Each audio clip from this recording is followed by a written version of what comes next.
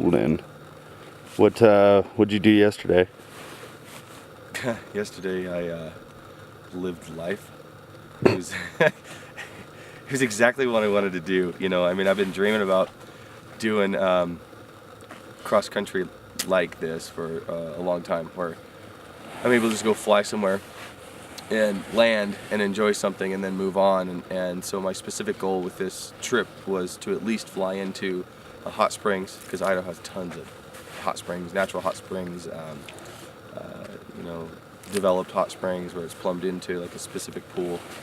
So I was flying into a valley and I saw some steam. It was a really cold morning, so the steam was easy to spot. These hot springs were because of all the moisture coming off of them. But I went over, circled, make sure it was good to land. I landed like 15 yards from the entrance to the hot springs, and I took my gear off and I was frozen. I mean, it was a cold, long flight, and it was such a welcoming thing to find. But I landed, I went over, paid my fee, and I got in the hot springs for like 2 hours. It was 177 degrees.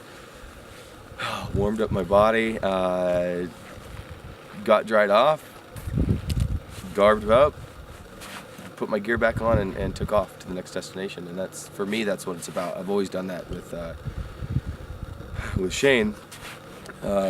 We always tend to land out. That's what we do together. We go take a long flight, regardless of how long it is or where we're going, or if there's a final destination somewhere in between. It seems like we always stop.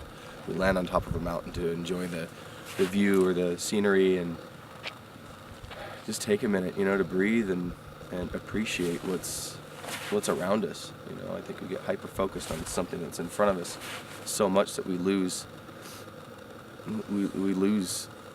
sense of the beauty of what's all around, and taking those moments like that, and then like today is what the sport can bring you.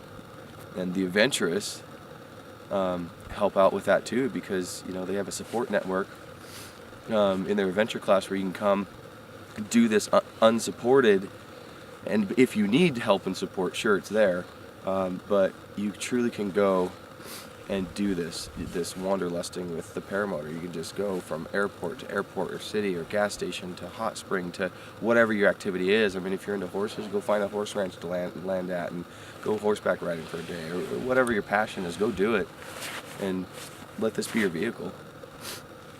You think guys at home, how should they practice for that kind of thing? Because it seems like this might be a little easier for you, because you've already got 10 years in it, and B, you were already in the race last year and have done there's some trials. Yeah, it's the same progression that I went through. It's just practice. It's starting out locally in your area that you know the landscape, you know the terrain, you know the weather, you know the sensitive areas that you can and can't fly or land. Go practice within your area, stopping even if it's 3 miles away or 4 miles away, whatever the distance is.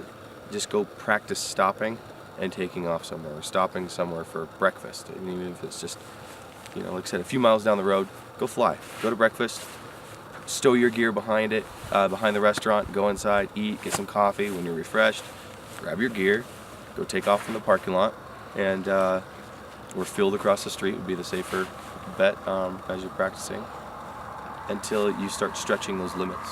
You know, it becomes 40 miles, it becomes 80 miles, it becomes a day, it becomes 2 days, 3 days, and work into it. And then, yeah, by the time this adventure rolls around next year, you'll be ready to rock and be able to hang out with an amazing group of people from around the world and make friends and connections. Awesome, man. Well, good flight. Hope you make it to the lava hot springs today. Thank you. Awesome, man. Okay. Good luck. Cool. Thanks, bye.